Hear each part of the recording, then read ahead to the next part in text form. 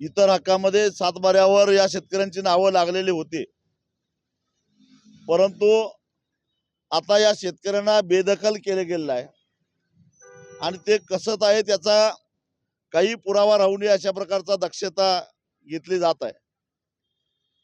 पश्चिम महाराष्ट्र देवस्थान समिती असो किंवा अन्य देवस्थानाची जी जमीन आहेत, या जमिनीवर वर्षानुवर्ष जमिनी कसणाऱ्या आणि त्या जमिनी अतिक्रमणापासून सांभाळणाऱ्या या शेतकऱ्यांना, या कुळांना बेदखल करण्याचंच हे एक कारस्थान आहे।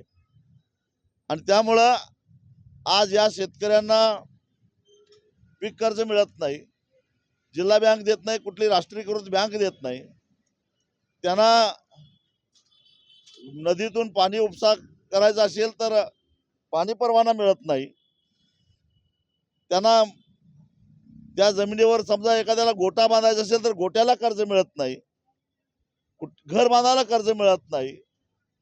अशा प्रकारे एक प्रकारे आर्थिक कुचंबना करण्याचा प्रयत्न धोरणाच्या माध्यमातून होतोय। नवनवीन अपडेट्ससाठी डिजिटल कोल्हापूर चॅनल फॉलो करा।